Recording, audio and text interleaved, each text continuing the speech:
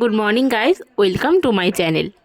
তো আজকে যেগুলো ভিডিও দেখতে পারবে তোমরা দেখলেই বুঝতে পারবে যে আমরা কারা কারা গিয়েছিলাম। তো আজকের দিনটা ছিল খুবই স্পেশাল। সব বান্ধবীরা মিলে একটু বেরিয়েছিলাম। অনেক দিন পর আমাদের একটা কলকাতা থেকে বান্ধবী এসেছে, যার বিয়ে হয়েছে কলকাতাতে, দেবাঞ্জলি। তো ও আসলে আমরা অনেক সময়ই প্ল্যান করে থাকি, এর বাড়ি তার বাড়ি, কোনো হোটেল রেস্টুরেন্ট। তো এরমই একটা প্ল্যান করে আমরা চলে গেলাম রাজবাড়ি কিচেন, যেটা আমাদের ফালাকাটাতে নতুন হয়েছে এই রেস্টুরেন্টটা।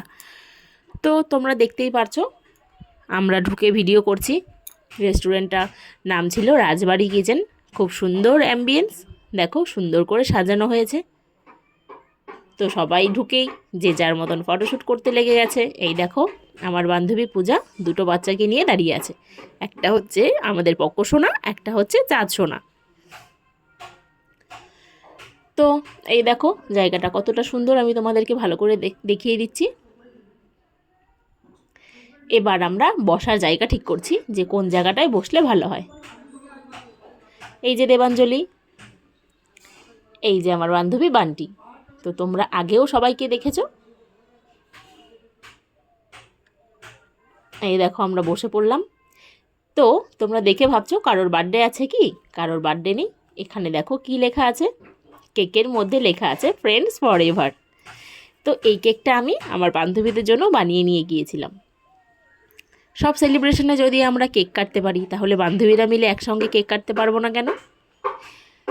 তাই একটা কেক নিয়ে গেলাম আর সবাই মিলে সেটাকে কাট করলাম। খুব মজা লেগেছিল, মনে হচ্ছিল একটা বড় সেলিব্রেশন হচ্ছে। এই দেখো সবাই এক একজন এক এক জায়গায় বসাতে কেক কাটতে খুব অসুবিধা হচ্ছিল।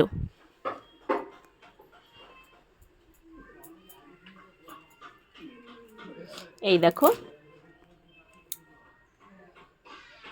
কে কিভাবে বসবো, কে কিভাবে কাটবো বুঝতে পারছি না।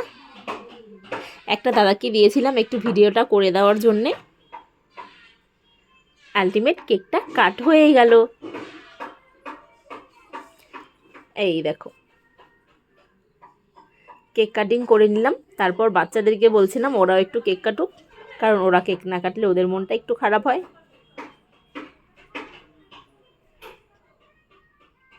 আমরা কিন্তু সব কিছুতেই কেকের সেলিব্রেশনটা করে থাকি, বার্থডে, অ্যানিভার্সারি, আরও অনেক কিছুতে। তো বান্ধবীরা এসেছে তাই বলে একটা কেক কেটে ফেললাম। আর আমি আমার কেক বান্ধবীদেরকে এর আগে কোনোদিনও খাওয়াইনি, তো টেস্ট করাও হয়ে গেল, একটা সেলিব্রেশনও হয়ে গেল। এই দেখো আমাদের বাচ্চাগুলো ফটোশ্যুট করছে। এখানে আছে দিদিভাই আর দুটো ভাই। আমার ছেলে আবার পক্কো দাদাকে একটু আদর করছে। এই দেখো দুই ভাই বসে আছে। এখন একটু টাইম মা আর ছেলের আদর করার, তো সেটাই করছি। এই দেখো আমার ছেলে আমাকে কত আদর করছে, আবার চুমু দিচ্ছে, কারণ ও খুব মজা পেয়েছে। ওখানে গিয়ে ওর খুব ভালো লেগেছে।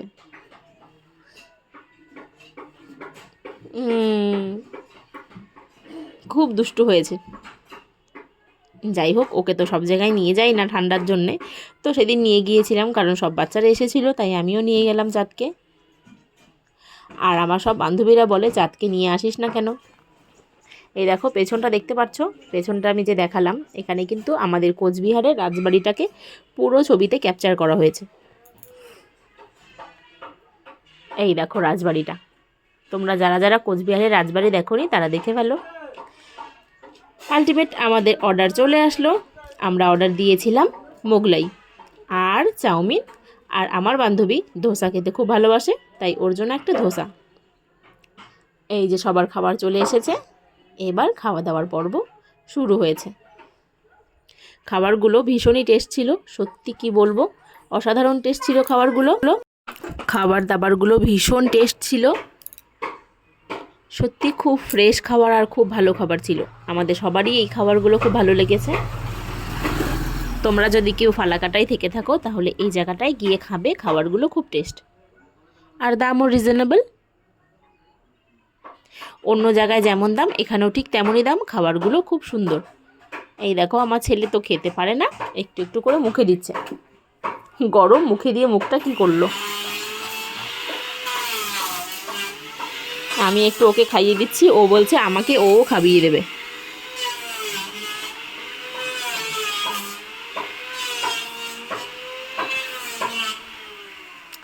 এই যে দেখো, এখন যাই দেখবে সব খাওয়া দাওয়া পেলে কিন্তু সবাই ব্যস্ত হয়ে যায়, আর কোনো দিকে মন যায় না। আমার ছেলেকে দেখতে পাচ্ছো, 2টো চামচ দিয়ে খাচ্ছে। এই যে খাবার চলে গেল মুখে। এবার রিভিউটা তোমরা দেখেই বুঝতে পারছো যে খাবারটা কেমন টেস্ট ছিল।